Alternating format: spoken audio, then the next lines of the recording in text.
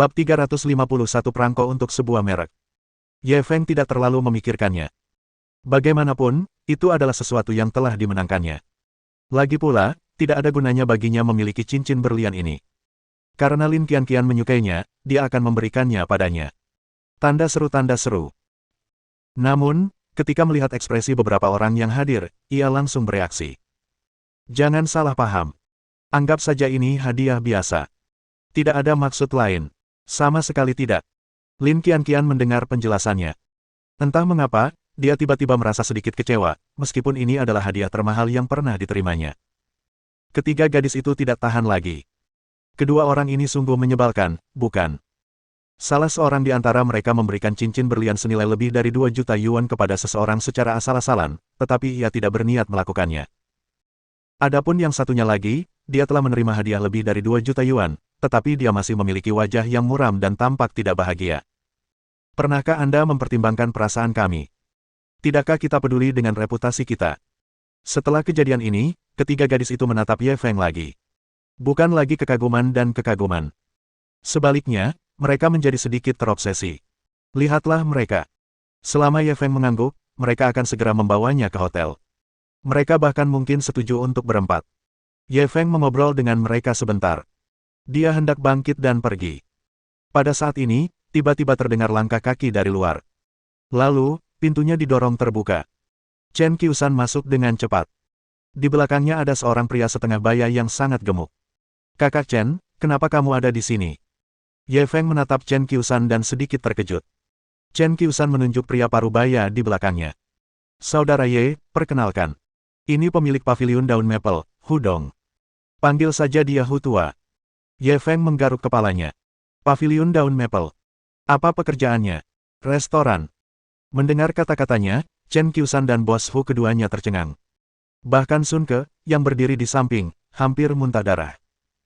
Kakak, jangan bilang kau belum pernah mendengar tentang paviliun daun maple. Ye Feng semakin bingung.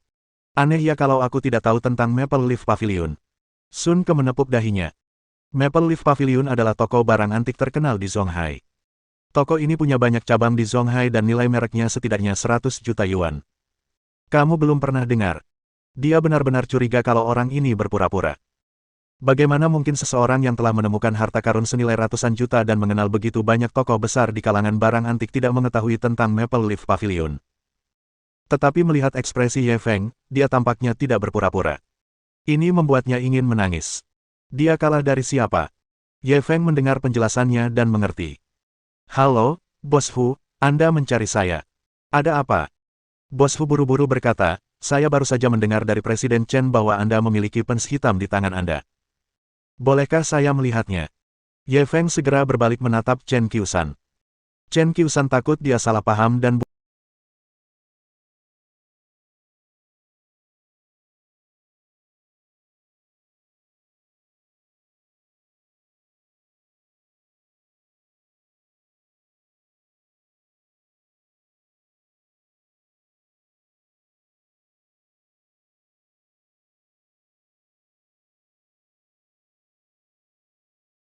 Navigasi bab 351-360. Bab 351 Perangko untuk sebuah merek. Ye Feng tidak terlalu memikirkannya. Bagaimanapun, itu adalah sesuatu yang telah dimenangkannya.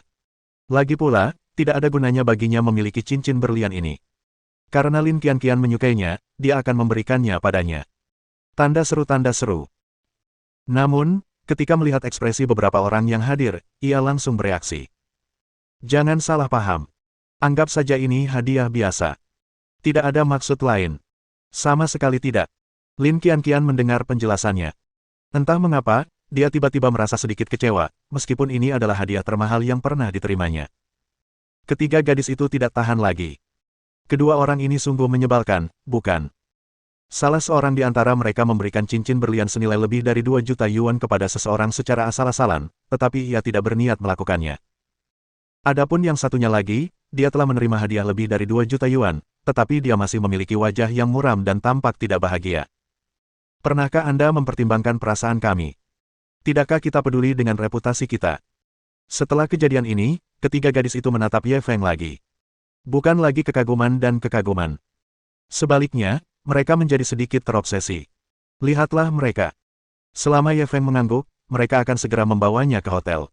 Mereka bahkan mungkin setuju untuk berempat. Ye Feng mengobrol dengan mereka sebentar. Dia hendak bangkit dan pergi. Pada saat ini, tiba-tiba terdengar langkah kaki dari luar. Lalu, pintunya didorong terbuka.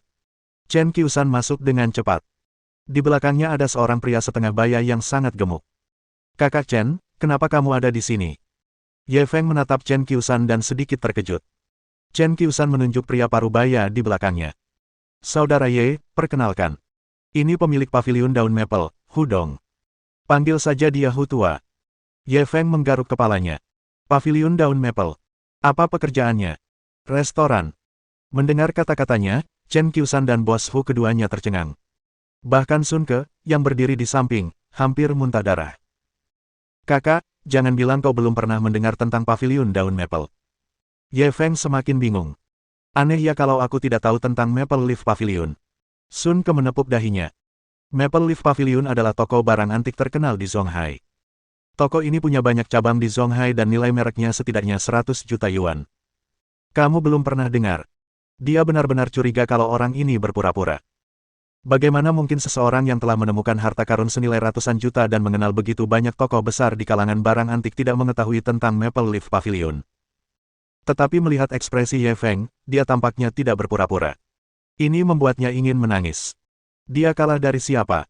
Ye Feng mendengar penjelasannya dan mengerti. "Halo, Bos Hu, Anda mencari saya. Ada apa?" Bos Hu buru-buru berkata, "Saya baru saja mendengar dari Presiden Chen bahwa Anda memiliki pens hitam di tangan Anda. Bolehkah saya melihatnya?" Ye Feng segera berbalik menatap Chen Qiushan. Chen Qiushan takut dia salah paham dan buru-buru menjelaskan. Bos Hu biasanya sangat terobsesi dengan perangko. Dia bahkan membuka museum perangko beberapa waktu lalu. Ketika dia mendengar Anda memiliki Black Pens, dia membujuk saya dan meminta saya untuk membawanya kepada Anda. Ye Feng tidak bisa menahan senyum pahit. Dia hanya bisa mengeluarkan Black Pens. Bos Hu segera mengeluarkan sepasang sarung tangan putih dari sakunya dan memakainya. Lalu dia mengeluarkan kaca pembesar. Baru setelah itu ia mengambil perangko itu dan memeriksanya dengan saksama. Setelah beberapa saat, ia mendongak dengan penuh semangat. "Ya, benar. Itu benar-benar Black Pens. Aku sudah mencarinya bertahun-tahun, dan akhirnya aku menemukannya." Saat dia berbicara, air matanya benar-benar mengalir keluar. Ye Feng dan yang lainnya tidak bisa menahan diri untuk tidak menggigil. Apakah benar-benar perlu ada perangko? Bos Hu menyeka air mata di wajahnya. "Tuan Ye, saya ingin membeli pens hitam Anda ini. Sebutkan harganya." Ye Feng menggelengkan kepalanya, "Maaf, aku tidak berniat menjualnya." Bos Hu langsung mengangkat jarinya. 100 juta. Ketika Lin Qianqian dan yang lainnya mendengar ini, rahang mereka hampir ternganga. Dia bisa dengan mudah memperoleh gol kecil. Kecepatan perolehan Ye Feng telah melampaui kecepatan mesin cetak uang. Tapi Ye Feng masih menggelengkan kepalanya, "Aku benar-benar tidak akan menjualnya." 110 juta. Bos Hu, ini bukan tentang uang. 120 juta. Petik 2. Ye Feng benar-benar terdiam. Dia sudah menjelaskannya dengan sangat jelas. Namun, Bos Hu masih mengganggunya. Chen Qiushan melihat bahwa ia mulai tidak sabar dan buru-buru menghentikan Bos Hu. "Bos Hu, adikku ini bukan orang yang kekurangan uang. Berapapun uang yang kau tawarkan, akan sulit untuk membujuknya." Bos Hu menggertakkan giginya dan menatap Ye Feng lagi. "Karena Tuan Ye tidak suka uang, saya akan menukarnya dengan Maple Leaf Pavilion." Bagaimana? Saat dia mengatakan ini, bukan hanya Ye Feng. Semua orang yang hadir tercengang. Mereka tidak menyangka Bos Hu begitu terobsesi dengan perangko. Dia benar-benar ingin menggunakan toko barang antik untuk menukarkan perangko. Ye Feng sedikit tergoda. "Bos Hu, apa kau serius?" Hu Dong gembira melihatnya mengalah. "Tentu saja, selama Tuan Ye setuju, kami bisa langsung mengurus prosedur serah terimanya." Keempat toko di Maple Leaf Pavilion, termasuk semua staf dan barang antiknya, sekarang menjadi milik Anda. Pihak lain begitu murah hati, Ye Feng tidak tahu bagaimana melakukannya. Chen Qiushan kembali berbicara, "Bos Hu selalu murah hati. Nilai paviliun daun maple saat ini setidaknya 130 juta. Bahkan jika perangko ini dilelang, harganya tidak akan melebihi 110 juta. Ye Feng merenung sejenak, lalu menatap Hu Dong lagi. "Kalau begitu aku telah memanfaatkan Bos Hu." Hu Dong langsung melambaikan tangannya. Toko-toko barang antik ini awalnya hanya iseng. Tapi, saya tidak menyangka jumlahnya akan semakin besar. Kalau saya bisa dapat pens hitam, 230 juta pun sudah sepadan, apalagi 130 juta. Ye Feng benar-benar tidak mengerti, ia hanya bisa tertawa datar. Kalau begitu, kita dengarkan Bos Hu. Hu Dong sangat gembira. Aku akan meminta seseorang untuk menyiapkan bahan-bahannya. Bagaimana kalau kita ke toko sekarang? Ye Feng tentu saja tidak keberatan. Pada saat ini, Lin Qianqian, yang berdiri di samping, buru-buru menyela, bisakah kau ikut aku? Aku juga ingin memperluas wawasanku. Ye Feng setuju tanpa berpikir, tentu. Lin Qianqian sangat gembira. Ia berbalik dan berkata kepada Sun Ke dan yang lainnya, kalian kembali dulu. Kita akan saling menghubungi lagi nanti kalau ada waktu. Setelah mengatakan itu, dia pergi bersama Ye Feng dan yang lainnya. Sun Ke benar-benar ingin menangis. Dia ingin menyenangkan Lin Qianqian hari ini. Pada akhirnya, dia tidak hanya kehilangan muka, tetapi dia juga kehilangan cincin berlian senilai 2 juta dolar. Sekarang, bahkan Lin Qianqian telah pergi bersamanya. Itu benar-benar seperti ayam yang terbang dan telur yang jatuh. Dan ketiga gadis itu menatap punggung Ye Feng dengan kekecewaan. Pria ini sungguh luar biasa. Dia begitu luar biasa hingga membuat mereka merasa rendah diri. Bukannya dia tidak benar, tetapi mereka tidak layak. Bab 352 Bos baru yang tidak bisa diandalkan. Selamat kepada tuan rumah karena telah menyelesaikan navigasi perburuan harta karun ini, hadiahnya adalah restoran Pavilion Wangjiang, dengan total nilai pasar 2 miliar. Saat Ye Feng menerima pemberitahuan sistem, dia sedang dalam perjalanan ke Maple Leaf Pavilion. Dia tentu pernah mendengar nama besar Pavilion Wangjiang. Dikatakan bahwa restoran ini memiliki ambang batas yang sangat tinggi dan hanya terbuka untuk pelanggan yang diundang. Tanda seru tanda seru. Ambang masuk untuk pelanggan yang diundang setidaknya 5 juta yuan. Meski begitu, toko itu tetap ramai setiap hari, bahkan menjadi simbol status orang kaya di Zonghai. Saat ini, di Zonghai, jika seseorang tidak makan di Pavilion Wangjiang, mereka akan malu menyebut diri mereka kaya. Pada saat ini, ketika dia mendengar pemberitahuan ini, Ye Feng tidak bisa menahan senyum. Dia tidak menyangka bahwa tanah suci orang kaya di Zonghai akan menjadi miliknya sendiri. Setelah tertawa, dia langsung menatap Chen Qiusan yang duduk di kursi penumpang.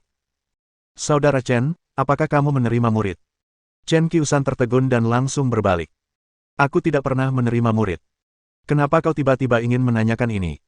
Ye Feng menunjuk Lin Qianqian di sampingnya. Temanku ingin belajar barang antik akhir-akhir ini. Lin Qianqian menatap Chen Qiusan dengan gugup. Menurut Sun Ke, status Tuan Chen di dunia barang antik jauh lebih tinggi daripada Master Kong, bahkan lebih tinggi daripada Mei Donghai, guru Master Kong. Tentu saja, dia sangat gembira bisa mengakuinya sebagai tuannya. Chen Qiusan merenung sejenak. Kalau orang lain yang membahas ini, saya tidak akan pernah setuju. Tapi karena saudara Ye sudah bicara, saya bisa mempertimbangkannya. Lin Qianqian sangat gembira dan ingin segera berterima kasih padanya. Chen Qiusan tiba-tiba menghentikannya. Jangan terlalu senang dulu. Kuharap kau tidak mempelajari barang antik secara impulsif. Lin Qianqian buru-buru mengangguk. Jangan khawatir, Tuan Chen. Saya akan belajar dengan pikiran terbuka. Saya tidak akan mudah menyerah. Chen Qiusan memasang ekspresi hati-hati di wajahnya. Lagi pula, ini pertama kalinya aku menerima murid, jadi aku harus sangat berhati-hati. Bagaimana kalau begini? Aku akan merekomendasikan beberapa buku untukmu. Kamu bisa kembali dan belajar mandiri selama sebulan dulu. Lin Qianqian segera mengeluarkan pena dan kertas dari tasnya dan menuliskan buku-buku yang dia rekomendasikan. Chen Qiusan sangat puas dengan sikapnya. Sebulan lagi, aku akan melihat hasil belajar mandirimu. Jika bakatmu cukup bagus dan kamu cukup rajin, aku akan menerimamu. Jangan khawatir, Tuan Chen. Saya akan memastikan Anda puas, kata Lin Qianqian dengan percaya diri. Sambil berkata demikian, dia menatap Ye Feng dengan penuh rasa terima kasih. Jika bukan karena dia, bagaimana Chen Qiusan bisa memberinya kesempatan ini? Tentu saja kesempatan itu sudah diberikan kepadanya. Apakah dia bisa memahaminya atau tidak, masih tergantung pada usahanya sendiri. Toko utama Maple Leaf Pavilion terletak di bagian tersibuk di Antique Street kota Zonghai. Staf di toko telah menerima instruksi Hu Dong. Sebelum Ye Feng dan yang lainnya tiba, mereka sudah menunggu di pintu masuk di bawah pimpinan manajer toko lama. Ye Feng membuka pintu mobil dan keluar. Ia mendongak ke arah toko itu. Toko itu didekorasi dengan indah, klasik namun modern. Itu memancarkan aura kuno dan megah. Kesan pertamanya sangat memuaskan. Hudong segera melangkah maju dan bertanya kepada manajer toko tua itu, Pak Sun, apakah bahan-bahannya sudah siap? Semuanya sudah siap. Manajer toko lama menjawab sambil melihat Ye Feng dan yang lainnya, siapa bos barunya. Hudong segera menunjuk Ye Feng, ini Tuan Ye Feng, pemilik baru Maple Leaf Pavilion. Ketika manajer toko tua itu mendengar ini, dia langsung tercengang. Dia mengira pemuda ini adalah sopir Chen Qiusan. Dia tidak menyangka bahwa itu adalah bos baru mereka. Apakah ada kesalahan? Seorang anak kecil yang masih basah kuyup. Apakah itu bos baru mereka? Hudong dengan canggung memperkenalkan mereka kepada Ye Feng, ini adalah manajer Maple Leaf Pavilion, Sun Souyi. Ye Feng segera mengulurkan tangannya dengan hangat, halo manajer Sun, panggil aku Xiao Ye. Manajer Sun tidak mengulurkan tangannya. Wajah tuannya muram dan dia menatap Hudong dengan ketidakpuasan. Bos Hu, toko ini milikmu. Kamu berhak menjualnya kepada siapapun yang kamu mau. Tapi bisakah kamu menemukan pembeli yang dapat dipercaya? Jika kita serahkan pada orang yang tidak bisa dipercaya, bukankah toko ini akan tutup dalam beberapa hari? Hudong buru-buru terbatuk kering. Pak Sun, kita tidak bisa menilai buku dari sampulnya. Tuan Ye sangat ahli dalam barang antik. Dia pasti bisa mengelola pavilion Maple Leaf dengan baik. Sun Souyi melirik Ye Feng dengan jijik. Kuharap begitu. Dengan itu, dia berbalik dan memasuki toko. Hudong menatap Ye Feng dengan canggung. Pak Sun memang agak keras kepala, tapi dia bukan orang jahat, tolong jangan marah. Ye Feng tersenyum. Aku masih punya sedikit toleransi. Beberapa dari mereka segera mengikutinya ke toko. Proses serah terima berjalan lancar. Kedua belah pihak menandatangani kontrak.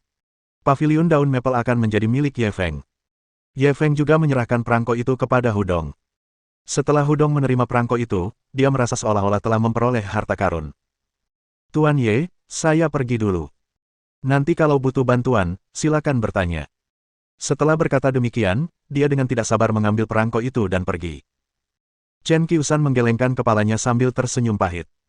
Saudara Ye, saya ada urusan di sini, jadi saya pamit dulu. Saya akan mentraktir Anda minum kalau saya ada waktu luang. Lalu, mereka berangkat bersama.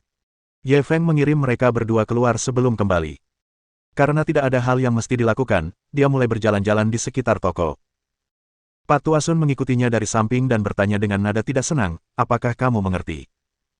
Ye Feng tahu bahwa jika dia tidak sepenuhnya menekan orang tua ini hari ini, dia masih ingin memanfaatkannya. Dia segera mengaktifkan fungsi pemindaian mendalam sistem dan memindai rak-rak. Pot bunga biru putih ini pasti tiruan dari Republik Tiongkok. Harganya antara 40.000 hingga 50.000 yuan. Sepasang cincin hidup berwajah binatang dari batu giok kuning ini sepertinya asli dari pertengahan dinasti Qing. Harganya antara 1 juta hingga 1,2 juta. Sabun bunga naga tanpa tanduk dari batu giok putih. Seharusnya ini karya dari akhir dinasti Qing. Harganya antara 600.000 hingga 800.000. Petik 2. Ye Feng mencantumkan harga barang antik di rak seolah-olah dia mengetahui semuanya. Semakin banyak yang Sun Souyi dengar, semakin terkejut pula dia. Harga yang dikutip Ye Feng hampir sama dengan harga yang telah ditentukannya. Namun, dia telah berulang kali mengonfirmasikan harga tersebut sebelum memberikan harga akhir. Namun Ye Feng dapat dengan mudah menentukan generasi barang antik ini dan memberitahu kisaran harganya hanya dengan pandangan sekilas. Bukankah ini agak terlalu dibesar-besarkan? Bab 353 cuma 50 juta. Semurah itukah? Panci asap enamel emas, harta karun dari pertengahan dinasti Qing. Digunakan oleh Kaisar Qianlong. Harganya lebih dari 50 juta. Saat Ye Feng menyebut botol tembakau di rak, suaranya tak dapat menahan gemetar. Dia mengira ada kesalahan sistem. Kemudian, dia dengan cermat memeriksa informasi yang diberikan oleh sistem. Tanda seru. Benar saja, itu adalah botol tembakau yang digunakan Qianlong. Sistem memberikan perkiraan harga 50 juta plus. Secara umum, penilaian sistem berada pada sisi rendah. Seringkali jauh lebih rendah dari harga pasar. Sekarang bahkan sistemnya memberikan nilai estimasi 50 juta plus. Kalau begitu, nilai sebenarnya dari botol tembakau ini akan lebih tinggi lagi. Ye Feng merasa sulit mempercayainya. Benar-benar ada harta karun seperti itu di Maple Leaf Pavilion. Botol tembakau itu memiliki lukisan seorang wanita bergaya Eropa, dan pengerjaannya sangat indah. Hal itu membuat orang tidak dapat menahan diri untuk tidak kecanduan. Ketika Sun Souyi mendengar harga yang ditetapkannya, dia langsung tertawa. Kamu salah kali ini. Ini cuma replika modern. Aku membelinya lebih dari 1.000 yuan. Meskipun dia sudah sangat terkesan dengan penglihatan Ye Feng. Mendengar bahwa dirinya telah melakukan kesalahan, Pak Tua Sun tetap gembira. Dia akhirnya bisa meredam semangat anak ini. Lin Qianqian yang berdiri di samping juga merasa canggung terhadap tokoh utama. Lagi pula, botol tembakau ini dikumpulkan secara pribadi oleh manajer Sun. Dia pasti lebih memahaminya daripada dia. Ye Feng melirik Sun Souyi. Kenapa kau pikir ini tiruan? Apa kau punya bukti? Sun Souyi segera berbicara dengan percaya diri. Pertama-tama, yang paling umum terlihat di pasaran saat ini adalah botol tembakau tembaga. Masing-masing botol itu adalah harta nasional. Bagaimana mungkin botol-botol itu ada di Zonghai? Sambil berkata demikian, dia melirik ke arah Ye Feng. Dia melihat bahwa dia mendengarkan dengan penuh perhatian dan tidak bermaksud untuk menyela. Dia tak dapat menahan diri untuk mengangguk dalam hatinya. Setidaknya sikap belajar pemuda ini layak mendapat pengakuan. Kedua, pengerjaan botol tembakau ini terlalu sempurna. Rasanya sama sekali tidak buatan tangan. Lebih seperti dibuat dengan mesin. Sambil berkata demikian, dia melirik ke arah Ye Feng. Melihat dia masih belum mengemukakan pendapat yang berbeda. Dia mungkin sudah yakin dengan kebijaksanaannya, bukan? Ketiga, penjual botol tembakau ini adalah seorang kakek pemulung. Katanya botol tembakau ini diambil dari tempat pembuangan sampah. Kalau memang benar-benar harta karun yang tak ternilai, kenapa pemiliknya sampai membuangnya ke tempat sampah? Pak Tua Sun memberikan beberapa bukti untuk mendukung sudut pandangnya. Setelah mengatakan itu, dia menatap Ye Feng dengan bangga. Dia sepertinya mengatakan, "Bagaimana? Apakah kamu yakin?" Lin Qianqian mendengarkan dengan saksama sambil mencatat. Manajer Sun jelas seorang ahli. Dia harus belajar dengan rendah hati. Baru kemudian Ye Feng berbicara perlahan, apa yang kamu katakan bukanlah bukti yang cukup. Ini tidak cukup untuk menjadi bukti. Sun Souyi segera ingin membalas. Namun dia diganggu oleh Ye Feng. Meskipun botol tembakau berbadan emas jarang ditemukan dan kemungkinannya muncul di Zonghai sangat rendah, hal itu bukan berarti mustahil. Soal pengerjaan yang Anda sebutkan, lihatlah botol tembakau ini. Baik dari tekstur, bentuk, maupun lukisannya, botol ini memiliki ciri khas dinasti Qing pertengahan yang jelas.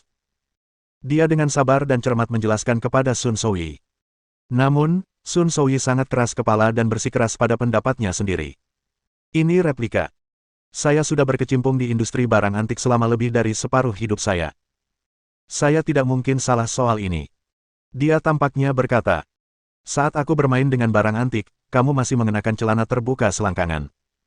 Kau masih ingin memberiku pelajaran. Ye Feng tidak bisa menjelaskannya kepadanya. Ia terlalu malas untuk membuang napas. Ngomong-ngomong, harga botol tembakau ini 50 juta yuan. Tidak kurang 1 sen pun. Dengan itu, dia berjalan menuju gudang. Dia tidak memberi kesempatan pada Pak Tua Sun untuk membantah sama sekali. Lin Qianqian tersenyum meminta maaf kepada Sun Souyi. Manajer Sun, ini memang emosinya. Tolong jangan dimasukkan ke hati. Lalu, dia cepat-cepat mengejarnya. Pak Tua Matahari sangat marah hingga wajahnya berubah pucat pasi. Bocah bodoh, kau bisa merusak reputasi Maple Leaf Pavilion. Kau mau menjual tiruannya seharga 50 juta. Hanya orang bodoh yang akan tertipu. Asisten toko yang lain melihat bahwa bos baru dan manajer toko lama sedang dalam suasana hati yang buruk. Mereka semua bersembunyi jauh, takut terlibat. Faktanya, mereka masih diam-diam mendukung manajer toko lama. Bos baru ini jelas merupakan pewaris generasi kedua yang tidak dapat diandalkan. Apa yang dia ketahui tentang barang antik? Saat Sun Souyi sedang bingung dan jengkel. Tiba-tiba, seorang lelaki tua masuk dari luar pintu. Pak Sun, ada barang baru nggak nih? Ketika Sun Souyi melihat lelaki tua itu, ia bergegas menghampirinya.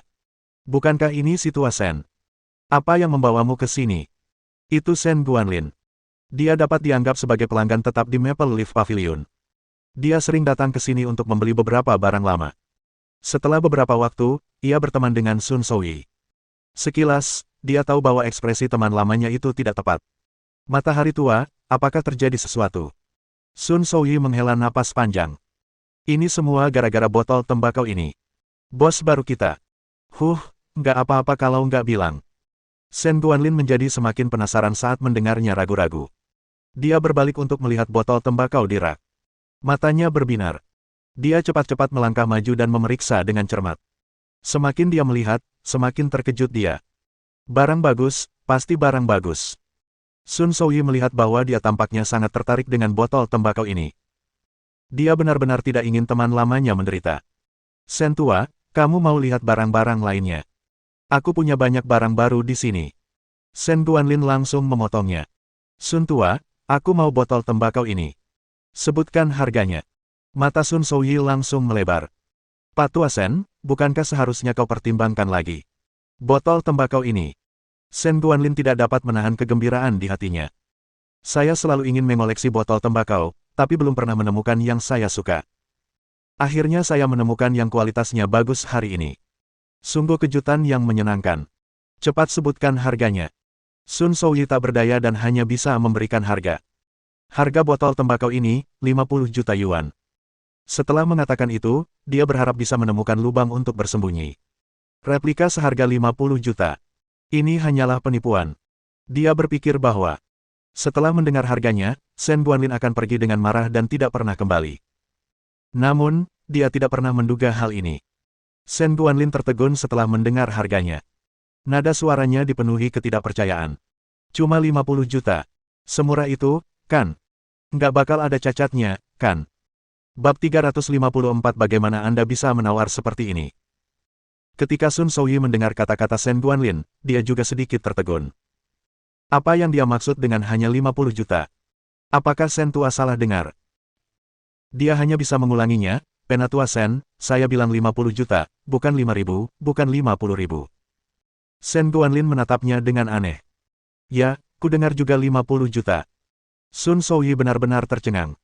Dalam kesannya, Sen Guanlin adalah orang yang sangat bijaksana. Terutama jika menyangkut barang antik, matanya sangat tajam. Dalam banyak kasus, ia bahkan dapat melihat lebih akurat daripada dirinya, yang telah berkecimpung di industri barang antik selama separuh hidupnya. Dia seharusnya tidak melakukan kesalahan sekecil itu. Para asisten toko di sekitar juga mulai berbisik-bisik satu sama lain. Kenapa Sen tua begitu kacau hari ini? Dia benar-benar ingin menghabiskan lebih dari 50 juta untuk sebuah tiruan. Ya, Pak Tua Sen biasanya cukup pintar. Apa kau masih ingat lukisan wanita cantik karya Tang Bohu? Saya ingat hampir semua orang mengira itu asli. Hanya Sen tua yang bersikeras bahwa itu palsu.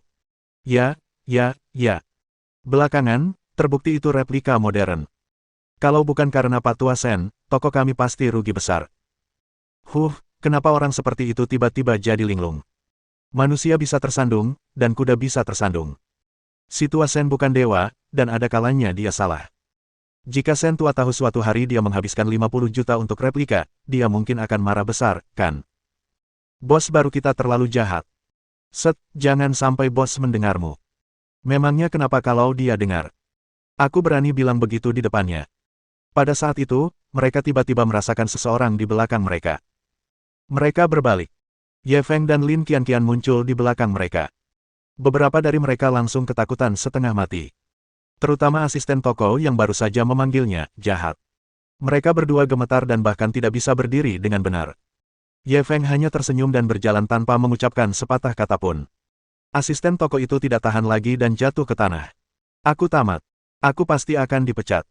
Kalau istriku tahu, dia pasti akan menceraikanku lagi. Para asisten toko lainnya buru-buru menjauhkan diri darinya. Mereka tidak ingin terlibat dengannya. Sen Guanlin sedang mengobrol dengan Sun Souyi ketika dia tiba-tiba melihat Ye Feng berjalan keluar.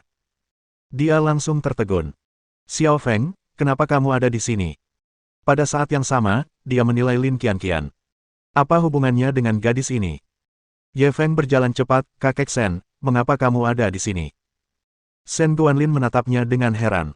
Saya pelanggan tetap di sini. Saya tidak ada kegiatan hari ini, jadi saya mampir untuk melihat-lihat. Ketika Sun Souyi melihat ini, ia menatap mereka berdua dengan linglung. Pak Tua Sen, kalian berdua saling kenal. Sen Guanlin segera menarik Ye Feng dan memperkenalkannya. Pak Sun, izinkan aku memperkenalkannya padamu. Namanya Ye Feng, dia teman baik cucuku. Sun Souyi tidak dapat berpikir jernih. Sen Guanlin benar-benar mengenal bos barunya. Terlebih lagi, tampaknya hubungan mereka tidak biasa. Katanya dia sahabat baik cucunya, tapi kenapa dia kelihatan lebih dekat dari menantunya? Sen Guanlin tidak memperhatikan ekspresinya. Ia menarik Ye Feng ke botol tembakau. Xiao Feng, bantu aku melihat botol tembakau ini. Apa ini asli? Ye Feng hanya meliriknya. Aku sudah melihatnya, itu memang asli, dan pernah digunakan oleh Kaisar Qianlong. Shen Guanlin terkejut. Kaisar Qianlong. Aku benar-benar tidak tahu. Aku hanya berpikir ini seharusnya yang asli. Aku tidak menyangka latar belakangnya begitu. Ceritakan lebih detail. Ye Feng segera mengulangi informasi yang diberikan oleh sistem. Saat itu, Qianlong memesan ribuan pengrajin untuk membuat pot asap porselen bercat emas semacam ini. Namun, tingkat keberhasilannya sangat rendah. Pada akhirnya, hanya selusin yang berkualitas relatif tinggi. Pada saat yang sama, ada juga beberapa buku kuno yang berisi deskripsi botol tembakau ini. Shen Guanlin tentu saja mempercayai kata-kata Ye Feng. Dia tidak mau repot-repot memeriksa buku-buku kuno manapun. Dia langsung mengambil keputusan. Old Sun, aku mau botol tembakau ini. Aku tidak mau memanfaatkanmu. 100 juta. Mata Lin Qianqian melebar. 100 juta. Dia merasa otaknya akan hancur. Baru saja, Ye Feng menemukan perangko yang nilainya lebih dari 100 juta. Sekarang, botol tembakau ini bernilai lebih dari 100 juta yuan. Bukankah orang-orang kaya ini memperlakukan uang sebagai uang? Hanya serangan biasa yang menjadi target kecil. Ketika Sun Souyi mendengar kata-kata Shen Guanlin, dia hampir terjatuh. Ketika orang lain membeli sesuatu, mereka hanya akan menurunkan harganya. Orang tua ini malah menaikkan harganya 2 kali lipat. Baru saja, ketika Ye Feng mematok harga 50 juta, dia merasa itu agak tidak etis. Sekarang, setelah dicuci otaknya, dia benar-benar membuat pihak lain menawarkan harga selangit, yakni 100 juta. Terlebih lagi, orang ini adalah kakek dari teman baiknya. Itu sungguh tidak manusiawi. Dia terus terang, tidak takut menyinggung Ye Feng. Dia segera menarik Shen Guanlin ke samping. Shen tua, jangan dengarkan omong kosongnya. Dia pemilik baru Maple Leaf Pavilion. Dia ingin menipumu agar menghabiskan lebih banyak uang. Sebenarnya, botol tembakau ini adalah karya seni modern. Shen Guanlin tercengang mendengar ini. Ia berbalik dan menatap Ye Feng. Anda pemilik baru Maple Leaf Pavilion. Ye Feng tersenyum pahit, aku baru saja mengambil alih. Shen Guanlin tak dapat menahan diri untuk memuji, dengan kemampuanmu, Maple Leaf Pavilion pasti akan tumbuh lebih kuat di tanganmu. Sun Souyi, yang berada di samping, langsung cemas. Pak Tua Shen, kau dengar apa yang kukatakan? Dia berbohong padamu. Shen Guanlin tidak dapat menahan tawa.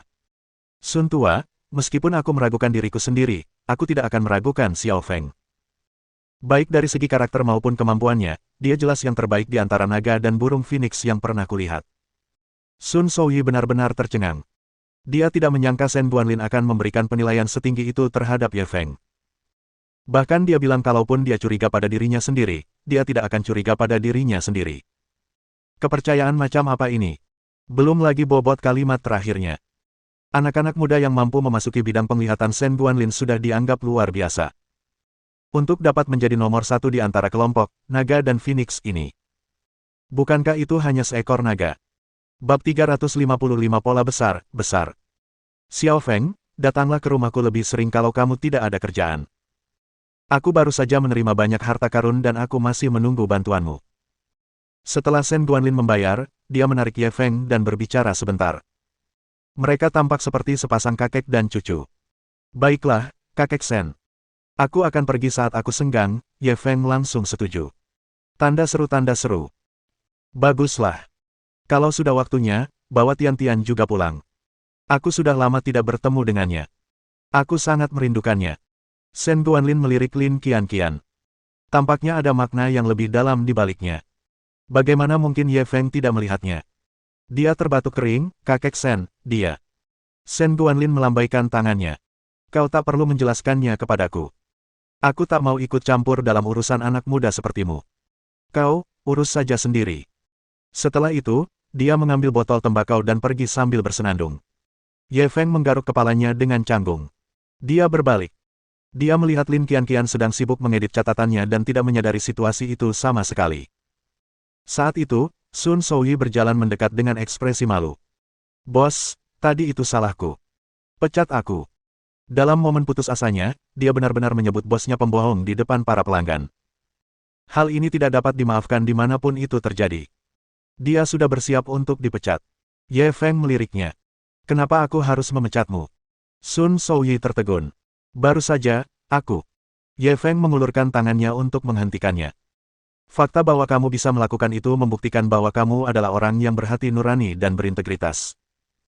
Jika aku menghukummu, bukankah itu membuktikan bahwa aku adalah orang yang tidak berhati nurani dan berintegritas? Sun Souyi menggaruk kepalanya. Ini. Sepertinya begitu. Ye Feng menepuk bahunya. Bukan hanya aku tidak akan menghukummu, tapi aku juga akan memberimu hadiah. Botol tembakau yang kau beli telah menghasilkan keuntungan 100 juta yuan bagi toko ini. Aku akan memberimu 5 juta sebagai hadiah. Ketika Sun Souyi mendengar ini, dia langsung tercengang. Dia telah bekerja di industri barang antik selama separuh hidupnya, tetapi dia belum pernah melihat bos yang begitu murah hati. Saat dia bergerak, hadiahnya adalah 5 juta yuan. Walaupun jika dibandingkan dengan keuntungan sebesar 100 juta, 5 juta tidaklah seberapa, namun, jangan lupa bahwa yang membuat usaha ini sukses adalah karena memang usaha ini merupakan usaha yang sangat sukses. Selain karena dia membeli botol tembakau ini, itu juga karena visi Ye Feng cukup tajam. Dia dapat mengetahui nilainya hanya dengan sekali pandang. Jika bukan karena dia, botol tembakau ini mungkin benar-benar dijual sebagai tiruan. Dia bahkan mungkin tidak bisa mendapatkan 500 yuan, apalagi 5 juta yuan. Hadiah ini jauh melampaui ekspektasinya. Karyawan lain di toko itu juga tercengang. Pak Tuasun memfitnah bosnya di depan para pelanggan. Kalau bosnya lain, mereka pasti sudah memecatnya sejak lama. Namun, bos baru ini tidak melakukan hal itu. Sebaliknya, ia diberi hadiah 5 juta yuan. Dia sungguh murah hati. Apalagi hadiahnya 5 juta. Bukankah ini agak berlebihan? Cukup untuk membeli 2 rumah layak di Zonghai. Sun Souyi begitu tersentuh hingga ia hampir menangis. Ekspresi Ye Feng menjadi gelap. Kalau berani nangis, hadiah 5 jutanya akan dibatalkan. Ketika Sun Souyi mendengar ini, air mata yang ada di matanya langsung menghilang. Baru pada saat itulah Ye Feng merasa puas. Ia menoleh dan menatap semua pelayan toko. Hal terpenting untuk toko barang antik seperti kami adalah kredibilitas, jadi saya harap kalian semua bisa belajar dari manajer Sun dan bersikap jujur. Semua asisten toko mendengarkan ceramah itu dengan penuh hormat. Ye Feng melanjutkan, saya orang yang sangat murah hati kepada bawahan yang setia. Selama kamu bekerja keras dengan manajer Sun, kamu akan mendapatkan banyak manfaat. Para asisten toko langsung menjadi bersemangat. Mereka penuh energi. Ketika Lin Qianqian melihat adegan ini, dia tidak dapat menahan diri untuk tidak berkata-kata. Orang ini benar-benar seorang pemimpin yang alami. Setelah mengatakan ini, bukankah para asisten toko ini akan bekerja keras untuknya? Meskipun begitu, dia tetap mengagumi Ye Feng dalam hatinya. Hari ini, dia telah menyaksikan dengan mata kepalanya sendiri bagaimana pihak lain telah menciptakan kekayaan yang sangat besar dari ketiadaan. Pada awalnya, ia hanya menghabiskan 1.000 yuan untuk sepoci teh. Kemudian, ia menemukan perangko senilai 100 juta yuan. Kemudian, ia menggunakan perangko tersebut untuk menukarkan beberapa barang antik senilai 130 juta yuan. Akhirnya, dia menemukan barang antik senilai 100 juta yuan di toko barang antik. Dengan kata lain, pavilion Maple Leaf ini bernilai 230 juta. Dari 1.000 yuan menjadi 230 juta yuan, meningkat 230.000 kali lipat. Hanya butuh waktu 2 hingga 3 jam. Kecepatan pertumbuhan kekayaan jauh melampaui kecepatan pencetakan uang. Kalau saja dia tidak melihatnya dengan mata kepalanya sendiri, dia tidak akan percaya kalau mendapatkan uang itu semudah itu. Dia benar-benar tidak tahu apa yang tidak bisa dilakukan pria ini. Setengah jam kemudian, setelah perkenalan Sun Souyi, Ye Feng memperoleh pemahaman kasar tentang Maple Leaf Pavilion. Dia hendak pergi. Pada saat ini, dia tiba-tiba menerima telepon dari Gao Jinxi dari Stars Hotel. Ye Feng tidak dapat menahan rasa penasarannya. Mengapa orang ini tiba-tiba meneleponnya? Halo, Tuan Ye, apakah Anda ada waktu malam ini? Suara Gao Jinxi langsung terdengar dari ujung telepon yang lain. Ya, kenapa? Ye Feng langsung menjawab. Begini, Kong Ping ingin mentraktirmu makan, aku ingin tahu apakah kau akan memberinya muka. Suara Gao Jinxi terdengar hati-hati. Siapa Kong Ping? Ye Feng mengerutkan kening. Dia belum pernah mendengar nama ini sebelumnya. Ini. Kong Ping adalah sepupu muda Kong Xianghui. Dia pasti sudah mendengar beberapa kisah hebatmu dari Kong Xianghui, jadi dia ingin mengenalmu. Gao Jinxi langsung memberikan penjelasan. Sepupu Kong Xianghui. Kalau begitu, baiklah. Waktu dan tempatnya. Ye Feng merenung sejenak sebelum menyetujuinya. Lagi pula, dia memiliki hubungan baik dengan Kong Xianghui. Karena pihak lainnya adalah sepupunya, dia harus memberinya muka. Jam 7 malam, di ruang pribadi Istana Pangeran Pavilion Wangjiang. Gao Jinsi menjawab dengan tergesa-gesa. Setelah itu, dia mengobrol dengan Ye Feng sebentar sebelum menutup telepon. Ye Feng menggosok teleponnya. Dia benar-benar memesannya di Paviliun Wangjiang. Benar-benar kebetulan. Paviliun Wangjiang sekarang sudah dapat dianggap sebagai miliknya. Itu saat yang tepat untuk melakukan pekerjaan serah terima. Saat memikirkan hal ini, dia segera berbalik menatap Lin Qianqian. Apakah kamu bebas malam ini? Lin Qianqian langsung gugup. Kamu, apa yang kamu inginkan? Apakah orang ini sedang merencanakan sesuatu? Apakah dia ingin dia menikahinya hanya karena dia sedikit membantunya?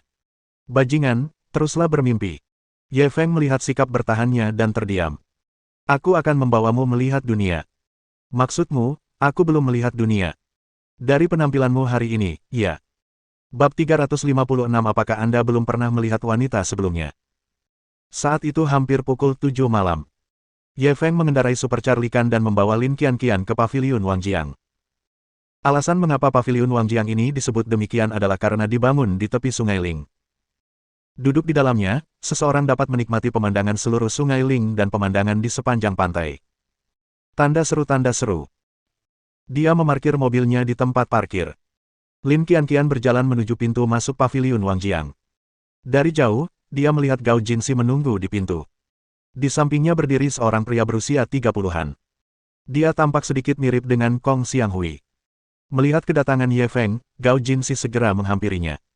Tuan Ye, saya tidak menyangka Anda akan benar-benar menghormati saya. Saya takut Anda tidak akan datang. Ye Feng menyapanya, lalu menoleh ke pria di sampingnya. Anda sepupu Kong Xianghui. Pria itu sedikit bersemangat, dan dengan cepat mengulurkan tangan dan menggenggam tangan Ye Feng erat-erat. Halo, Tuan Ye. Saya Kong Ping. Saya sering mendengar saudara saya berbicara tentang Anda sebelumnya. Sungguh suatu kehormatan bagi saya bisa mengundang Anda hari ini. Ye Feng menatapnya dengan acuh tak acuh.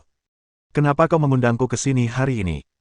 Kong Ping tampak sedikit malu ketika mendengar pertanyaan itu. Sejujurnya, saya punya teman yang dulu cukup dekat. Namun, dalam 2 tahun terakhir, anak ini semakin sukses dan mulai sedikit sombong. Jadi saya ingin meminta Tuan Ye untuk membantu saya membereskan masalah ini. Dia mungkin tahu bahwa permintaan ini agak berlebihan. Lagi pula, dia tidak memiliki hubungan apapun dengan Ye Feng. Meminta orang lain untuk mendukungnya memang agak berlebihan. Ye Feng mengerutkan kening. Ekspresinya sedikit tidak senang. Kong Ping berkata dengan takut dan cemas, memang benar aku bersikap kasar kali ini. Namun, aku tahu orang sepertimu pasti lebih kuat darinya dalam hal usia, kemampuan, dan prestasi. Kalau Tuan Ye merasa itu sulit, lupakan saja. Ye Feng merenung sejenak. Kali ini, aku melakukannya demi saudaramu. Aku tidak akan melakukannya lagi. Kong Ping sangat gembira. Terima kasih, Tuan Ye. Terima kasih, Tuan Ye. Kemudian, dia memimpin jalan dengan hormat. Tuan Ye, kami memesan Istana Pangeran hari ini. Istana Pangeran ini sudah dianggap sebagai kamar pribadi yang sangat mewah di Paviliun Wangjiang. Di atasnya adalah Istana Kaisar. Namun, kamar pribadi seperti itu bukanlah sesuatu yang bisa diharapkan oleh orang-orang selevel kami. Dalam perjalanannya, Kong Ping memperkenalkan Paviliun Wangjiang kepada Ye Feng. Ye Feng juga mempelajarinya darinya. Kamar-kamar pribadi di Paviliun Wangjiang dibagi menjadi 8 tingkat. Kaisar, Pangeran, Raja, Adipati, Markis, Earl, Putra, dan laki-laki. 3 kategori pertama secara kolektif disebut sebagai Istana. 5 kategori terakhir secara kolektif disebut sebagai Fu. Paviliun Wangjiang akan melakukan analisis komprehensif berdasarkan identitas, reputasi, aset, koneksi, dan sebagainya dari setiap orang. Keputusan akhir adalah memutuskan tingkat ruang pribadi yang dapat Anda masuki. Bahkan level terendahnya bernilai sedikitnya 5 juta. Untuk memasuki Istana Pangeran, seseorang harus memiliki kekayaan sedikitnya 1 miliar yuan atau memiliki reputasi atau status tinggi di Zonghai. Dengan identitas, status, dan aset Kong Ping, dia tidak memenuhi syarat untuk memasuki Istana Kaisar. Dia telah meminjam kartu VIP sepupunya Kong Xianghui. Ketika mereka bertiga mendorong pintu berat itu dan memasuki ruang pribadi Istana Pangeran, Ye Feng dan Lin Qianqian langsung terkejut dengan kemewahan di dalamnya. Seluruh ruangan pribadi itu berukuran 2 hingga 300 meter persegi. Bangunan itu sepenuhnya dibangun berdasarkan standar gedung istana. Balok-balok yang diukir dan bangunan-bangunan yang dicat sungguh megah. Di tengah aula, ada musisi berpakaian kuno yang bermain dan bernyanyi. Ada pula penari-penari anggun yang menari memeriahkan suasana. Mungkin bahkan seorang pangeran sejati tidak akan mampu berbuat banyak, bukan? Tidak heran orang-orang kaya di Zonghai ingin datang ke sini untuk makan. Inilah kenikmatan yang tak terkira. Di tengah aula, ada meja makan besar yang dapat menampung 20 hingga 30 orang. Meja makan sudah terisi orang. Di belakang setiap tamu ada staf pelayanan berpakaian mewah. Melihat mereka bertiga masuk, semua orang berdiri menyambut mereka. Namun, hanya ada satu orang yang masih duduk di sana. Dia bahkan tidak mengangkat kepalanya saat memberi makan teman wanitanya di sampingnya. Tak perlu dikatakan lagi, orang ini seharusnya adalah teman yang merendahkan yang disebutkan Kong Ping. Tuan Ye Feng. Kong Ping buru-buru memperkenalkannya kepada semua orang, ini Tuan Ye Feng yang kuceritakan pada semua orang. Semua orang menyapa Ye Feng. Halo, Tuan Ye. Ye Feng juga mengangguk pada mereka. Lalu, mereka duduk. Meskipun Ye Feng berulang kali menolak, dia masih diundang ke kursi utama oleh Kong Ping. Lin Qianqian duduk di sebelah kanannya. Dia diam-diam terkejut. Ini pertama kalinya dia mengunjungi tempat berkelas tinggi seperti itu.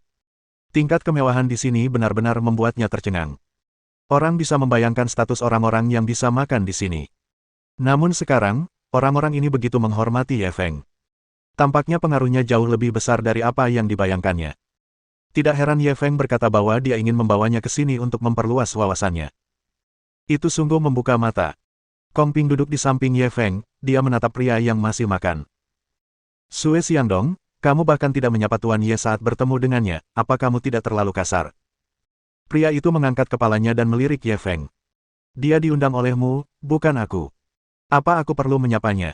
Sambil berbicara, dia menoleh ke arah wanita di sampingnya.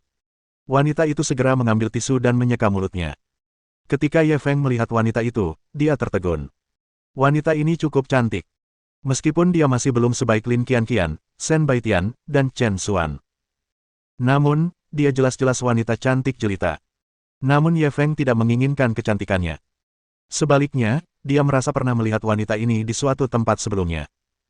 Akan tetapi, dia tidak dapat mengingatnya. Sue Xiangdong memperhatikan tatapan Ye Feng. Dia sedikit marah. Dia segera menempelkan tangannya di bahu wanita itu dan menatap Ye Feng dengan tidak senang. Tuan Ye, bukankah Anda agak kasar menatap pacar saya begitu Anda tiba? Wanita itu juga menurut dan memelototi Ye Feng. Kau memang kasar. Apa kau belum pernah melihat wanita sebelumnya? Ye Feng tersenyum ringan. Dia menarik kembali pandangannya dan tidak mengatakan apapun. Pada saat ini, Lin Qianqian tiba-tiba bersandar padanya. Sayang, apa aku kurang tampan? Kenapa kamu memandangi wanita jelek itu? Ini. Semua orang tercengang. Wanita jelek. Bab 357 Apa hak Anda duduk di sini? Sejujurnya, wanita di samping Sue Xiangdong memang sangat cantik. Bahkan di industri hiburan, di mana ada banyak wanita cantik, dia bisa dianggap sebagai kecantikan kelas 1. Sekarang, Lin Qianqian memanggilnya, wanita jelek. Tanda seru. Kerusakannya tidak besar, tetapi sangat menghina. Namun, anehnya, tidak seorang pun merasa ada yang salah dengan hal itu. Karena dengan penampilan Lin Qianqian yang bagaikan dewa, dia benar-benar memenuhi syarat untuk mengatakan bahwa siapapun itu jelek. Wanita itu keluh lidah. Dia ingin membalas. Akan tetapi, dia tidak dapat menemukan titik untuk menyerang. Itu karena terlepas dari apakah itu dalam hal penampilan, bentuk tubuh, atau temperamen. Bahkan Lin Qianqian pun mampu membunuhnya. Hehe, terus kenapa kalau kamu cantik? Masa kamu masih harus berlutut dan menjilati sepatu bot pria untuk mendapatkan belas kasihan? Jika kata-kata Lin Qianqian hanya sekedar ejekan, maka itu adalah sebuah lelucon. Lalu kata-katanya merupakan serangan pribadi. Jelas, dia mengatakan bahwa Lin Qianqian mengandalkan kemampuan menjilat kaum pria untuk mencapai posisinya saat ini. Lin Qianqian langsung marah. Jangan berpikir semua orang semurah dirimu. Wanita itu mencibir. Perkenalkan, nama saya Tang Ying. Saya wakil presiden perusahaan teknologi internet Wanlian. Bagaimana dengan Anda? Saya ingin tahu di mana Anda bekerja. Lin Qianqian, manajer perusahaan manajemen real estate Jinsing, jawab Lin Qianqian.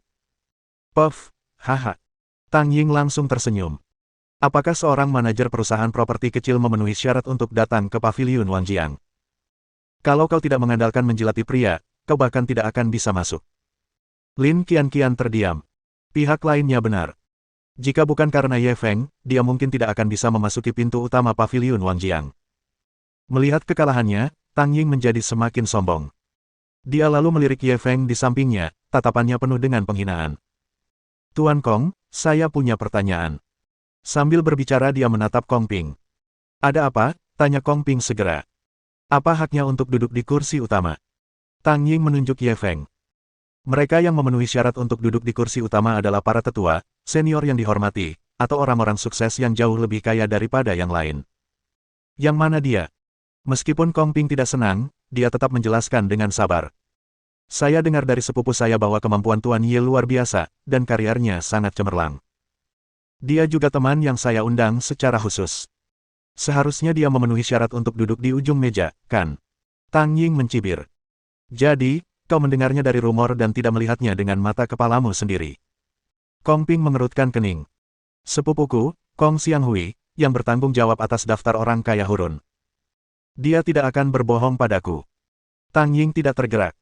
Sekalipun sepupumu yang bertanggung jawab atas daftar orang kaya Hurun, apakah yang dia katakan itu benar? Mendengar itu salah, melihat itu percaya. Kau tidak melihatnya dengan mata kepala sendiri, dan kau berani mengatakan hal seperti itu. Kong Ping terdiam. Semua pemahamannya tentang Ye Feng berasal dari sepupunya Kong Xianghui. Selain itu, Kong Xianghui tidak memberitahunya secara rinci tentang aset Ye Feng. Dia hanya bisa mendengar dari kata-kata pihak lain bahwa sepupunya memuji Ye Feng. Evaluasinya bahkan lebih tinggi daripada banyak pemimpin bisnis di Zonghai. Dengan demikian, dia secara tidak sadar berpikir bahwa Ye Feng sangat mengesankan. Akan tetapi, dia tidak yakin seberapa hebatnya hal itu. Itu bahkan lebih tidak bisa dijelaskan. Tang Ying telah membuat Lin Qianqian dan Kong Ping terdiam. Ia semakin berani saat bertarung.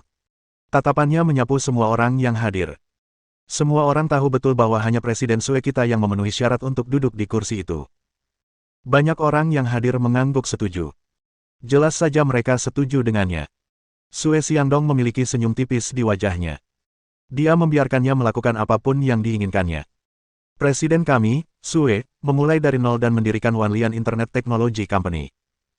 Hanya dalam 5 tahun, valuasi perusahaan telah mencapai lebih dari 1 miliar yuan.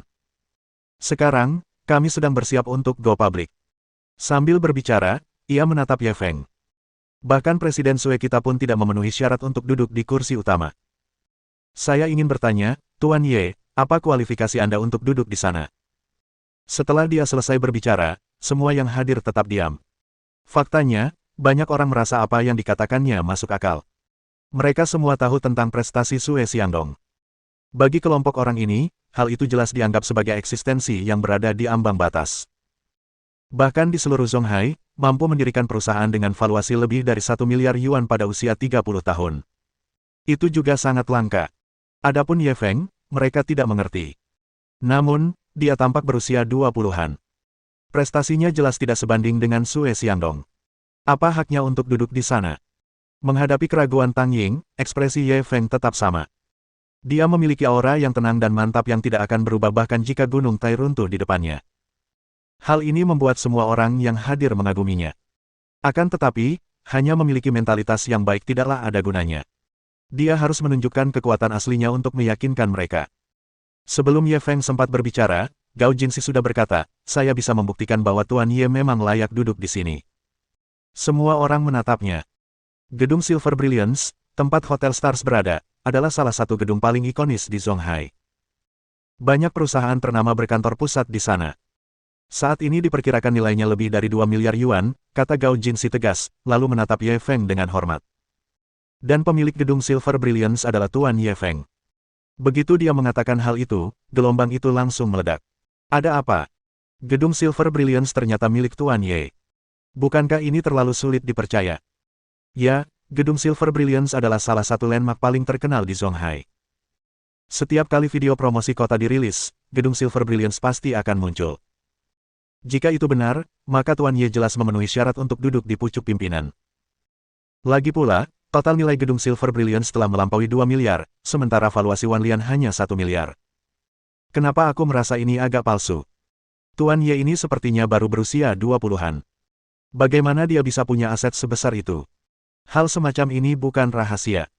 Asal kau mau menyelidiki, kau bisa mengetahuinya. Gao Jinsi tidak perlu berbohong. Benar. Tuan Ye ini mungkin generasi kedua dari sebuah keluarga besar. Kalau begitu masuk akal. Bab 358 Keluarga Miskin Lainnya. Sue Xiangdong dan Tang Ying terdiam. Tak perlu dikatakan lagi, dia hanyalah pemilik gedung Silver Brilliance. Itu cukup untuk membunuh segalanya dalam sekejap. Kekayaan bersih Sue Xiangdong hanya beberapa miliar. Tanda seru.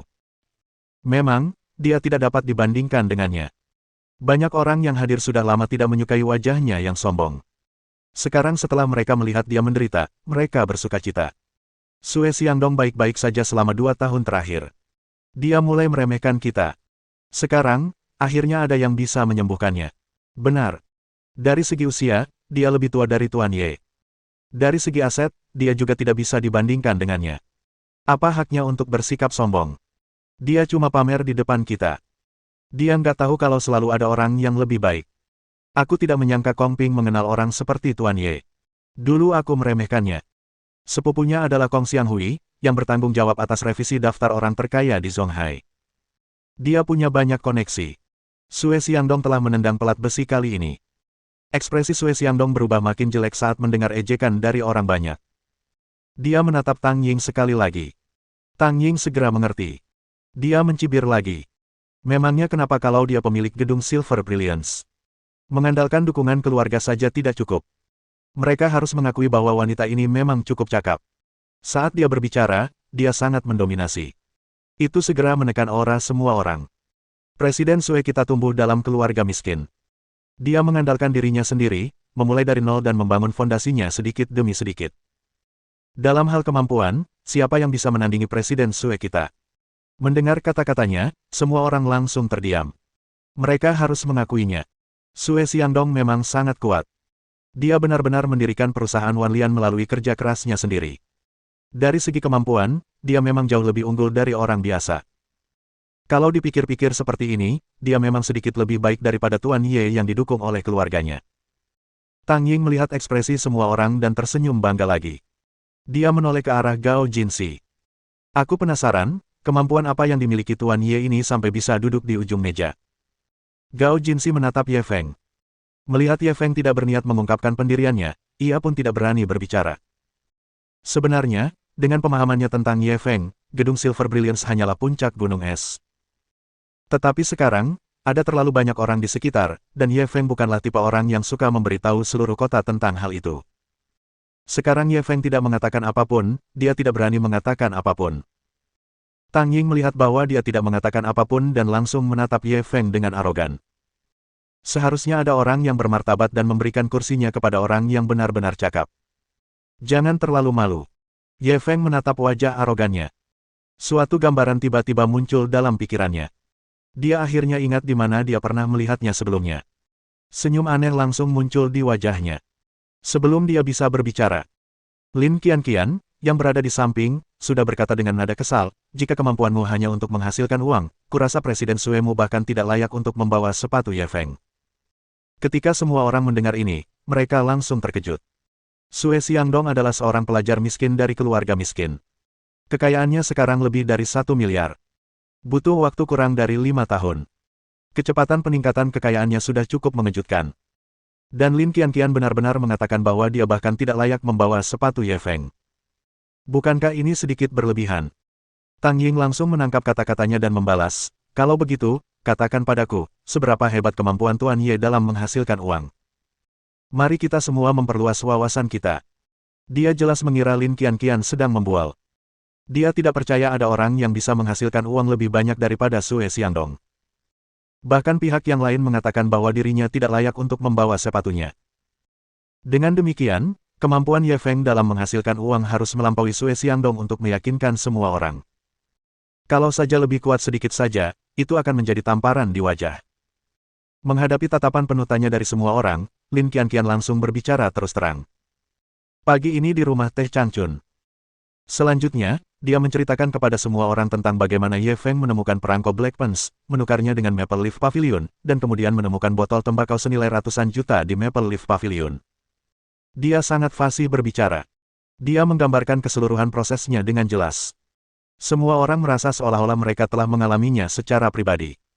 Mereka telah menyaksikan Ye Feng menciptakan legenda senilai 230 juta yuan dari 1000 yuan. Setelah mendengar ini, seluruh ruangan terdiam untuk waktu yang lama. Semua orang tenggelam dalam keterkejutan, tidak mampu melepaskan diri. Hanya dalam 2 hingga 3 jam. Dia telah menciptakan keuntungan 230.000 kali lipat. Ini bukan lagi kemampuan untuk menghasilkan uang. Ini adalah kekuatan super. Dalam 2 hingga 3 jam, uangnya naik dari 1.000 yuan menjadi 230 juta. Bukankah kemampuannya menghasilkan uang terlalu mengerikan? Keuntungan 230.000 kali lipat. Saya belum pernah mendengarnya sebelumnya. Itu seperti mitos. Jika ini benar, maka Tuan Ye ini hanyalah sosok seperti dewa. Pantas saja Kong Xianghui begitu mengaguminya. Tuan Ye ini benar-benar jenius bisnis. Jenius mungkin tak terlukiskan, kan? Jenius macam apa yang bisa menciptakan legenda yang 230.000 kali lebih kuat dalam 2 hingga 3 jam? 230.000 kali. Saya khawatir ini bukan hanya belum pernah terjadi sebelumnya, tapi bahkan belum pernah terjadi sebelumnya, kan? Semua orang menatap Ye Feng dengan tatapan memuja. Kegoncangan dalam hati mereka tidak dapat diredakan untuk waktu yang lama. Kong Ping dan Gao Jinxi juga menatap Ye Feng dengan bingung. Meskipun mereka tahu Ye Feng hebat, mereka tidak menyangka kalau dia akan sehebat itu. Adapun Sui Xiangdong dan Tang Ying, mereka juga tercengang. Bagi mereka, jika mereka ingin mendapatkan 230 juta, meskipun agak sulit, itu masih dapat diterima. Namun, jika waktunya dibatasi 2 hingga 3 jam, sekalipun mereka dipukul sampai mati, mereka tidak akan mampu melakukannya. Mereka bahkan tidak berani memikirkannya. Karena hal ini tidak dapat lagi diukur dengan logika manusia. Aku tidak percaya ada orang seperti itu di dunia ini. Kamu pasti bohong. Tang Ying tiba-tiba menunjuk Lin Qianqian dengan marah. Dia tidak bisa menerima kenyataan ini. Lin Qianqian menatapnya seolah-olah dia sedang menatap orang bodoh. Ada banyak saksi mata dalam masalah ini. Kalian bisa pergi dan menyelidikinya. Atau, kalian bisa bertanya kepada Chen Qiusan dan Hu Dong untuk memastikan kebenaran perkataanku. Tang Ying terdiam. Dia hanya menanyainya karena dia tidak dapat menerimanya sejenak. Sebenarnya, setelah dipikir-pikir lagi, pihak lain sudah jelas menerangkan waktu, tempat, dan banyak perincian lainnya. Jelasnya, mereka tidak takut untuk menyelidiki. Bahkan Chen Qiusan dan Hu Dong, yang merupakan tokoh terkenal di Zonghai, disebutkan. Maka semakin tidak mungkin lagi kalau itu palsu. Pada saat ini, Lin Qianqian menambahkan, "Oh, saya lupa menyebutkan, Ye Feng lahir dari keluarga miskin. Dia juga memulai dari nol. Semua orang menderita pukulan kritis lainnya. Keluarga miskin lainnya. Tampaknya masih ada jalan panjang yang harus ditempuh dalam upaya penanggulangan kemiskinan di negara mereka." Bab 359 Berita Tak Terduga. Tang Ying memandang semua orang yang hadir. Mereka semua yakin dengan Ye Feng. Beberapa orang bahkan ingin berlutut dan menyembahnya. Dia cemas dan marah. Hanya 230 juta. Kemampuan macam apa yang dimiliki usaha kecil ini? Lin Qianqian langsung membalas, 230 juta itu jumlah yang kecil.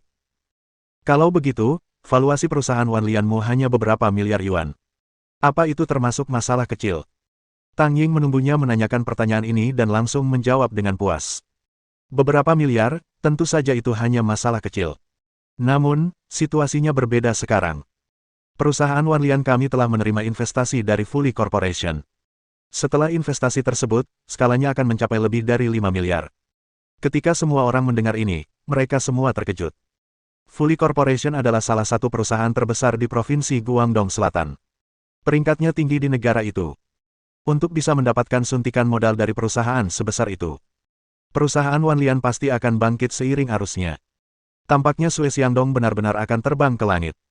Ketika Tang Ying mengatakan, Fully Corporation, Ye Feng yang sedari tadi diam, tak kuasa menahan diri untuk mendongak ke arahnya. Dia juga sangat terkejut. Ketika Tang Ying melihat ekspresinya, dia menjadi semakin sombong. Sebenarnya, kami sudah lama berhubungan dengan Tuan Mo Chaosheng. Kalau saja beliau tidak mengalami kecelakaan, kami pasti sudah sepakat. Semua orang telah mendengar berita bunuh diri Mo Chaosheng.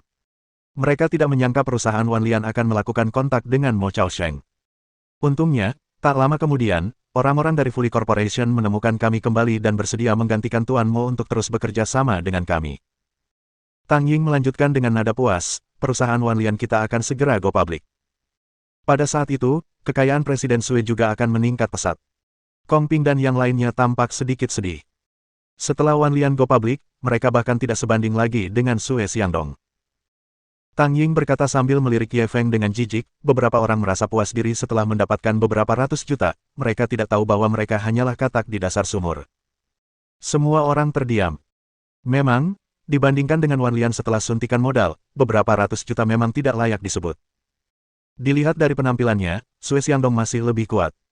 Kong Ping dan Gao Jinxi juga sedikit sedih. Mereka tidak menyangka Sue Xiangdong begitu kuat. Dia bahkan berhasil mendekati Fully Corporation. Jika dia tahu lebih awal, dia tidak akan mengundang Ye Feng. Sekarang, dia tidak berhasil mendapatkan wajah apapun. Mereka bahkan membiarkan Ye Feng ditampar wajahnya bersama mereka. Dia benar-benar merasa sedikit buruk. Sue Xiangdong tersenyum bangga saat menatap Ye Feng. Aku sama sekali tidak peduli padamu karena kita tidak selevel. Apa yang bisa kau bandingkan denganku? Apa kita memang sebanding? Ye Feng langsung mengangguk, memang, aku tidak bisa dibandingkan denganmu. Semua orang tercengang. Mereka awalnya berpikir Ye Feng setidaknya akan membela diri dan memberi mereka sedikit harga diri. Ia tidak menyangka akan mengaku kalah secepat itu. Kali ini, Ye Feng melanjutkan, aku sungguh tidak bisa dibandingkan denganmu. Setidaknya aku tidak akan mengorbankan wanitaku demi keuntungan. Ketika semua orang mendengar ini, mereka semua bingung. Apa maksudnya? Wajah Sue Xiangdong menjadi gelap. Bicaralah dengan jelas. Siapa yang mengorbankan wanitanya demi keuntungan? Ye Feng tidak langsung menjawabnya. Ia menoleh ke arah Tang Ying. Apakah kamu kenal Mo Chong? Ekspresi Tang Ying berubah. Mo Chong adalah putra Tuan Mo Chaosheng. Tentu saja aku mengenalnya dari Presiden Sue. Ye Feng menggigit makanannya, kurasa tidak semudah itu mengenal satu sama lain, kan? Apa ada yang istimewa terjadi? Bang! Sue Xiangdong menggebrak meja dan berdiri. Ye Feng, katakan yang sebenarnya, apa maksudmu dengan hubungan spesial? Tang Ying juga berdiri dan menatap Ye Feng dengan dingin. Lagi pula, aku kan wakil Presiden Wan Lian. Kalau kau memfitnahku tanpa bukti, kau harus menanggung akibatnya. Ye Feng mengeluarkan ponselnya dengan santai. Aku cukup beruntung untuk menonton video sebelumnya. Kalau tidak salah, wakil Presiden Tang seharusnya ada di sana, kan? Sambil berbicara, ia membuka sebuah video. Video ini dari ponsel Mo Chong. Dia telah menyimpannya di penyimpanan cloud. Dia hampir lupa tentang ini. Untungnya, dia tiba-tiba teringat ketika bertemu Tang Ying hari ini. Ada seorang pria dan seorang wanita dalam video itu. Dia telanjang dan melakukan sesuatu yang tidak pantas untuk anak-anak. Lin Qianqian tersipu saat melihat ini. Dia bergegas bangun dan pergi ke kamar mandi. Meskipun videonya agak goyang, Sue Xiangdong masih mengenali dua orang di dalamnya sekilas. Pria itu adalah putra Mo Chao, Mo Chong. Wanita itu adalah pacarnya, Tang Ying. Hal ini langsung menyambarnya bagai kilat. Dia menatap Tang Ying dengan tak percaya. Kau benar-benar mengkhianatiku. Wajah Tang Ying juga pucat. Mo Chong sudah dipenjara. Mo Chaosheng juga bunuh diri. Dia pikir tidak akan ada yang tahu tentang ini. Dia tidak menyangka Ye Feng akan mengungkapnya lagi. Xiangdong, ini tidak seperti yang kau pikirkan. Biar ku jelaskan. Sebelum dia bisa menyelesaikannya, Sue Xiangdong telah menamparnya. Ayah. Bisa dibayangkan betapa besar kekuatannya yang ia kerahkan dalam amarahnya. Tang Ying jatuh ke tanah, darah mengucur dari sudut mulutnya. Kau bilang kaulah yang menggunakan lidahmu yang fasih untuk meyakinkan Mo Chong agar dia setuju berinvestasi di Wan Lian. Karena itulah aku memberimu 10% saham. Jadi, kau benar-benar berbohong padaku. Kong Ping tak menyia-nyiakan kesempatan ini untuk menambah hinaan. Ia langsung menggoda, kurasa dia tidak berbohong padamu. Dia benar-benar menggunakan lidah peraknya, hahaha. Semua yang hadir tak kuasa menahan tawa. Ketika mereka melihat Sue Xiangdong lagi, mereka merasa seperti sedang menyombongkan diri. Orang ini biasanya sangat sombong di depan mereka. Mereka tidak menyangka bahwa dia akan diselingkuhi. Pada saat ini, pertempuran dalam video telah berakhir. Mo Chong bersandar di kepala tempat tidur dan menyalakan sebatang rokok, memasuki waktu bijak. Bagaimana? Pelacur kecil, apa aku lebih baik dari Sue Xiangdong itu? Kau terlalu banyak berpikir. Dia benar-benar pecundang. 10 detik saja sudah dianggap penampilan yang luar biasa. Dia sama sekali tidak bisa memuaskanku. Bagaimana mungkin dia bisa dibandingkan denganmu? Semua orang tidak dapat menahan tawa. Mereka semua melirik Sue Xiangdong dengan pandangan aneh. Sue Xiangdong, bukannya aku mau mengkritikmu, tapi kalau kamu nggak bisa, kamu bisa pakai alat peraga. Lihat betapa terkekangnya dia, Kong Ping mengejek lagi. Mata Sue Xiangdong memerah, dan dia perlahan kehilangan akal sehatnya. Dia menjambak rambut Tang Ying dan menyeretnya keluar. Jingan, beraninya kau jadikan aku suami yang selingkuhan. Aku akan membunuhmu. Bab 360 Aku tidak tahu apakah aku memenuhi syarat. Setelah mereka berdua pergi, semua orang menatap Ye Feng lagi. Dia telah diprovokasi oleh Tang Ying beberapa kali tadi. Dia tetap diam. Tanda seru. Akan tetapi, saat dia menyerang, darah mengalir deras di tenggorokannya. Dia tidak hanya akan membunuh Tang Ying secara langsung, tetapi juga membuat Sue Xiangdong kehilangan seluruh mukanya. Sebagai seorang pria, sesukses apapun karirnya, selama dia masih diselingkuhi, pasti orang-orang akan menunjuk-nunjuk dia. Akan sulit baginya untuk mengangkat kepalanya di masa mendatang. Tindakan ini sungguh kejam. Sungguh kejam. Sekitar 10 menit kemudian, Sue Xiangdong kembali. Ekspresinya sangat jelek. Kong Ping menatapnya dengan nada mengejek. Kenapa kau kembali? Kalau aku jadi kau, aku takkan sanggup menghadapi siapapun di masa depan. Sue Xiangdong menatapnya dengan jijik. Kau ingin melihatku mempermalukan diriku sendiri. Kau tidak pantas. Tahukah kau siapa yang sedang makan di istana kaisar sekarang? Duduklah dengan tenang, jangan menakut-nakuti dirimu sendiri, itu Tuan Niu Sidun. Wus! Semua orang ketakutan. Seolah-olah mereka tidak bisa bergerak. Wajah semua orang menampakkan ekspresi ketakutan. Ada pula yang kurang mendapat informasi, sehingga bertanya-tanya. Siapa Niu Sidun, apakah dia sangat kuat? Kamu bahkan tidak kenal Niu Sidun. Niu Sidun adalah pemilik asli Fully Corporation. Mustahil, kan? Presiden Fully Corporation sama sekali bukan Niu Sidun. CEO saat ini hanyalah boneka Tuan Niu. Tuan Niu adalah juru mudi sebenarnya di balik layar. Ya Tuhan, mengapa ada orang sekuat itu di Zonghai? Kudengar dia ke sini untuk mengurus masalah Mo Chaosheng. Aku hanya tidak menyangka dia akan datang ke pavilion Wang Jiang untuk makan. Jika aku bisa bertemu Tuan Niu, aku bisa membanggakannya seumur hidupku. Berhentilah bermimpi. Orang-orang selevel kita tidak memenuhi syarat untuk bertemu Tuan Niu.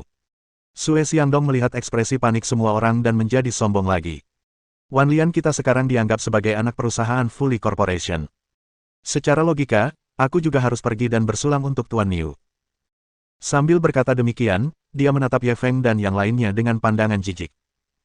Kemudian, dia memegang gelas anggurnya dan berjalan keluar dengan langkah tidak sopan. Semua orang memandang punggungnya dengan iri. Niu Sidun adalah seorang legenda di dunia bisnis. Seseorang yang memenuhi syarat untuk bersulang untuknya pastilah seorang adipati. Sue Xiangdong juga memanfaatkan Wan Lian menjadi anak perusahaan Fully Corporation. Jika tidak, dia tidak akan memenuhi syarat. Ketika mereka mengetahui bahwa Niu Sidun ada di sebelah, semua orang tidak lagi tertarik pada Ye Feng. Meskipun dia cukup kuat, bagaimana dia bisa dibandingkan dengan Tuan Niu yang legendaris? Tidak ada perbandingan sama sekali. Setelah itu, semua orang mulai memuji Niu Sidun. Sebagian besarnya hanya kabar angin. Niu Sidun dibanggakan seolah-olah dia adalah Dewa Emas Agung yang Maha Kuasa. Kong Ping takut Ye Feng akan merasa tidak nyaman, jadi dia segera bersulang untuknya. Ye Feng tidak keberatan. Dia hanya berpikir, apa motif tersembunyi Niu Sidun datang ke Zonghai? Setelah beberapa saat, Sue Xiangdong kembali. Ekspresinya berubah semakin buruk. Jelas, dia tidak mendapatkan apapun. Bukankah kau pergi untuk bersulang? Jangan bilang kau bahkan belum melihat Tuan Niu. Kong Ping langsung mengejek. Wajah Sue Xiangdong berkedut tak terkendali. Dia benar-benar tidak melihat Niu Sidun. Dia bahkan tidak masuk ke pintu. Niu Sidun hanya mengirim pesan kepadanya. Minta dia untuk datang kembali dan mengundang seseorang. Memikirkan hal ini, dia mendongak dan menatap Ye Feng. Ye Feng, Tuan Niu mengundangmu ke istana kaisar. Begitu dia mengatakan hal itu, semua orang yang hadir tercengang. Tuan Niu benar-benar tahu nama Ye Feng. Dan dia bahkan mengundangnya ke istana kaisar. Ini adalah kehormatan tertinggi. Otak semua orang tidak dapat bereaksi sesaat pun. Mereka menatap Ye Feng dengan kaget. Apa yang dilakukan orang ini?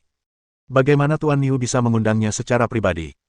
Kong Ping dan Gao Jinsi juga menatap Ye Feng dengan tidak percaya. Meskipun mereka tahu bahwa Ye Feng memiliki banyak kekayaan dan juga mengagumi kemampuannya, namun, mereka tidak pernah menyangka bahwa dia akan diundang oleh Newstone. Orang seperti apa Niu Sidun? Hanya segelintir orang di Zonghai yang bisa menarik perhatiannya. Sekarang, dia benar-benar mengundang Ye Feng untuk memasuki istana kaisar. Kemuliaan macam apakah ini? Setelah hari ini, Ye Feng akan menjadi terkenal di Zonghai. Jalan di depan akan mulus. Lin Qianqian juga menatap Ye Feng dengan tatapan kosong. Dia baru saja mendengar dari khalayak ramai betapa mengerikannya latar belakang Tuan Niu. Dia hanyalah bapak baptis bisnis. Orang seperti itu sebenarnya secara pribadi meminta Ye Feng untuk bertemu dengannya. Ini juga membuktikan kekuatan Ye Feng. Ternyata orang ini jauh lebih kuat dari yang dibayangkannya. Semua orang yang hadir panik. Tapi hanya Ye Feng yang masih duduk tenang di sana. Seolah-olah masalah ini tidak ada hubungannya dengan dirinya. Kembalilah dan katakan padanya bahwa aku sedang tidak ada waktu luang. Jika dia ingin bertemu denganku, biarkan dia datang sendiri. Sambil berbicara, ia memasukkan makanan ke dalam mulutnya. Ekspresinya tenang. Mendengar ini, semua orang yang hadir hampir pingsan karena ketakutan. Orang ini pasti gila. Atau dia tidak tahu siapa Tuan Niu. Tuan Niu mengundangnya secara pribadi. Kalau orang lain, mereka pasti sudah berebut untuk menemuinya. Namun, orang ini tetap makan dengan tenang. Dia bahkan mengancam akan membiarkan Tuan Niu datang dan menemuinya sendiri. Ini tidak bisa lagi digambarkan sebagai arogan. Dia hanya bisa menolak bersulang demi membayar denda. Sombong dan bodoh. Dia tidak tahu apa itu kematian. Anda tidak ingin menjadi tidak tahu malu. Pada saat ini, pintu ruang pribadi didorong terbuka lagi. Peng Shaokun masuk dari luar. Tuan Niu tahu Anda pasti tidak akan pergi, jadi dia meminta saya untuk mengundang Anda lagi. Bukankah itu sudah cukup untuk menghormati Anda? Ketika semua orang melihat Peng Shaokun, mereka berdiri untuk menyambutnya. Ayah Peng Shaokun, Peng Wanian, adalah orang terkaya ketiga di kota Zonghai. Ini jelas generasi kedua yang super kaya. Dia beberapa tingkat lebih tinggi dari mereka. Beraninya mereka lalai. Ye Feng mengangkat kepalanya dan melirik Peng Shaokun. Ia berkata dengan nada sarkastis, kau mendapatkan anjing Niu Sidun secepat ini. Kenapa kau ingin menjadi anjing, bukannya orang baik? Wajah Peng Shaokun memucat. Hentikan omong kosongmu itu. Ayo pergi. Ye Feng melanjutkan makannya. Kalau kamu mau mentraktirku, kamu tidak memenuhi syarat. Peng Shaokun sangat marah hingga dia hampir muntah darah. Bajingan ini benar-benar tidak memberinya muka sama sekali. Pada saat ini, pintu ruang pribadi didorong terbuka lagi. Jika dia tidak memenuhi syarat, maka saya bertanya-tanya apakah saya memenuhi syarat. Semua orang mendongak dan merasa seakan tersambar petir. Orang yang datang itu berusia sekitar 50 tahun. Dia memiliki alis seperti pedang dan mata seperti bintang. Dia tidak marah dan bermartabat.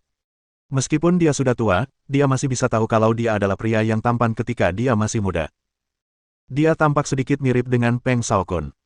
Dia adalah pengusaha ketiga paling berkuasa dalam daftar orang kaya Hurun. Peng Wanian. Mohon dukungan dari omom ante-ante sekalian. Buat subscribe atau sharekan novel Mimin ke Facebook kalian, agar channel Mimin bisa terus berkembang.